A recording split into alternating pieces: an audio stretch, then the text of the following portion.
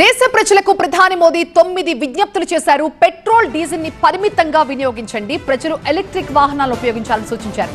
Metro తరహా ప్రజా రవాణాను వాడాలి, దుబారా ఖర్చులు తగ్గించుకోవాలన్నారు. ఆడంబరాలకి పోవద్దు, మీ విదేశీ ప్రయాణాలు మానుకోండి. అసలు భారతీయులంతా ఏడాది పాటు బంగారం కొనకుండా శపథం చేయాలి అన్నారు ప్రధాని. వంట నూనె వాడకాన్ని తగ్గించుకోవాలి, ఎరువులు రసాయనాల వినియోగం సగానికి సగం తగ్గించాలన్నారు. ఇక ఆన్లైన్ మీటింగ్లు, వర్క్ ఫ్రం హోమ్ లను ప్రిఫర్ చేయాలని చెప్పారు. पेट्रोल डीजल का संयम से इस्तेमाल करना। साथियों, हमें पेट्रोल डीजल का उपयोग कम करना होगा, क्योंकि दुनिया में पेट्रोल डीजल इतना ज्यादा महंगा हो गया है, पहले से कई गुना ज्यादा कीमतें बढ़ गई है। तो हम सबका दायित्व है कि पेट्रोल डीजल की खरीद पर जो विदेशी मुद्रा खर्च होती है, पेट्रोल डीजल बचाकर हमें वो मुद्रा भी बचानी है। जिन लोगों के पास इलेक्ट्रिक व्हीकल है, वो भी कोशिश करें कि इलेक्ट्रिक व्हीकल का ज्यादा से ज्यादा उपयोग करें। शहरों में जहां मेट्रो है, वहां हम तय करें कि हम मेट्रो का ही उपयोग करेंगे, ज्यादा से ज्यादा मेट्रो में ही जाएंगे। अगर कार में ही जाना जरूरी है तो फिर कार पूल करने का प्रयास करें और भी लोगों को साथ बिठा लें।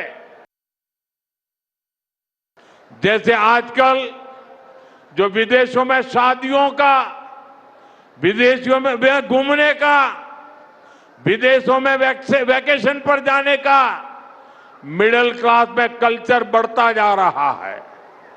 हमें तय करना होगा कि जब ये संकट का काल है और हमारी देशभक्ति हमें ललकार रही है, तो कम से कम 1 साल के लिए हमें विदेशों में जाने की बातों को टालना चाहिए।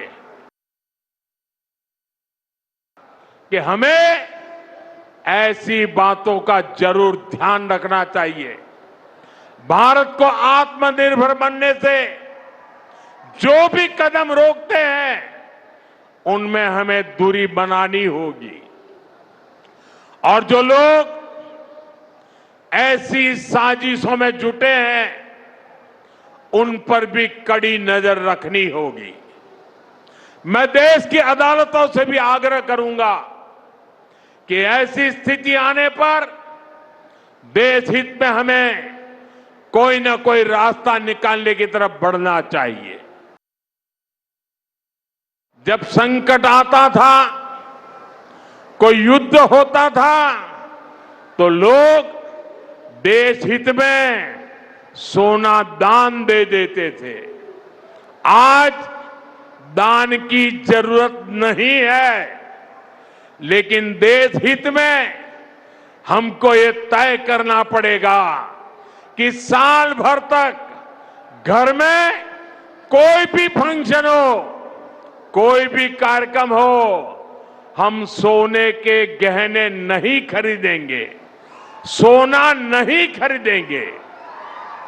विदेशी मुद्रा बचाने के लिए हमारी देशभक्ति हमें चुनौती दे रही है और हमें इस चुनौती को स्वीकार करते हुए विदेशी मुद्रा को बचाना होगा।